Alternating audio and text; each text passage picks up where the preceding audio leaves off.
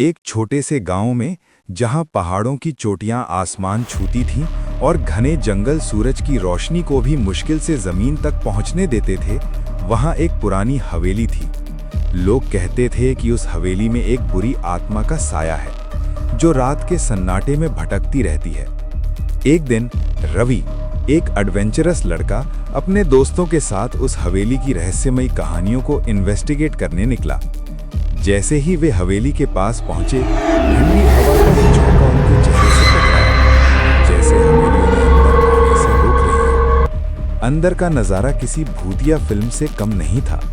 टूटी हुई खिड़कियां, मकड़ी के जाले और धूल की परत हर चीज पर जमी हुई थी। वे धीरे धीरे आगे बढ़े। अचानक उन्हें कमरे से आवाज आई, जैसे कोई धीरे से रो रहा हो। उन्होंने डरते डरते उस कमरे का दरवाजा खोला। कमरे के अंदर उन्होंने देखा कि एक पुरानी तस्वीर जमीन पर पड़ी थी और उसमें एक छोटी बच्ची की आंखें उन्हें घूर रही थी। जैसे ही रवि ने तस्वीर उठाई, कमरे की रोशनी डिम हो गई और उन्हें लगा जैसे कोई उनके पीछे खड़ा हो। उन्होंने पीछे मुड़कर देखा तो उनकी सांसें थम गई। एक परछाई उनके सामने खड़ी थी। उसकी आंखें लाल थीं और उसके लंबे बाल हवा में लहरा रहे थे। परछाई धीरे धीरे उनकी तरफ बढ़ने लगी।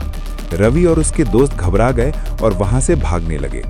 उन्होंने हवेली से निकलने की कोशिश की, लेकिन हर दरवाजा बंद मिल रहा था। उन्हें लगा जैसे हवेली उन्हें अंदर फंसा रही हो। अंत में उन्हें एक छोटा सा रास्ता मिला जो हवेली के पीछे के जंगल की तरफ जाता था। उन्होंने बिना सोचे समझे उस रास्ते से भागते हुए जंगल में प्रवेश किया।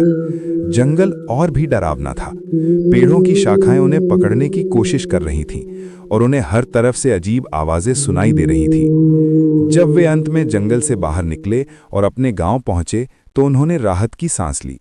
लेकिन उस रात के बाद से उन सब में हवेली और जंगल की तरफ दोबारा मुड़कर नहीं देखा। रवि और उसके दोस्तों ने उस रात जो अनुभव किया था, वो उनकी जिंदगी का सबसे डरावना और खतरनाक पल बन गया। और उस हवेली की कहानी आज भी गांव में सुनाई जाती है, उन लोगों को चेतावनी देने के लिए जो उसकी रहस्यमयी दुनिया में कदम रखने की हिम्मत करते हैं।